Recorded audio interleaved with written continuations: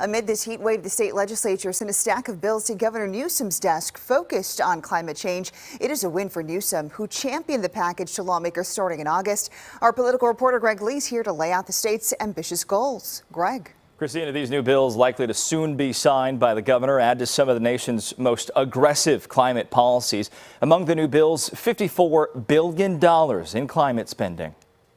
In a late-night final session, state lawmakers passed a package of bills to continue California's fight against climate change. This legislation and this budget reassert California's leadership among the 50 states and in the world on fighting climate change. State Senator John Laird, who represents part of Santa Cruz County and the Central Coast, chaired a climate working group after similar efforts failed last year.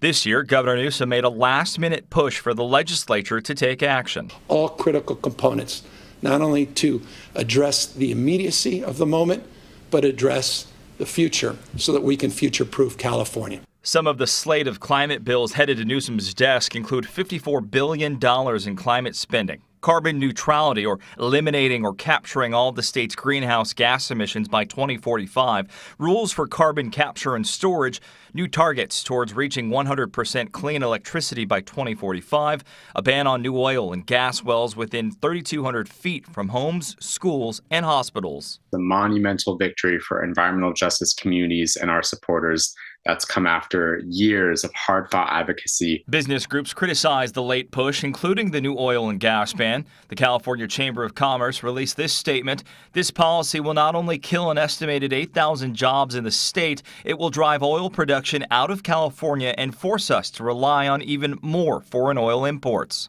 State Republicans also widely panned the efforts. A lot of people talk, but don't deliver. At the same time, it's destroying California businesses. Lawmakers also voted to delay the closure of Diablo Canyon, the state's last nuclear plant, by up to 5 years to 2030. On the backdrop of an extended heat wave and stressed power grid, Newsom implored lawmakers to approve his plan, which includes a $1.4 billion loan to PG&E. Getting Diablo Canyon extended, just extending its life for a short period of time, will provide us the capacity to de-risk and move forward with our new strategies. Some environmental groups and scientists opposed the bill, concerned about the plant's safety and delayed investments in renewable energy. Overall, Senator Laird said lawmakers can create policy for a changing climate, but it's up to everyone to do their part. We have to convince the public that it's up to them and what kind of power they use, how much, how they drive, just what their own carbon footprint is. Governor Newsom has until September 30th to sign these bills, though it is likely he will act sooner.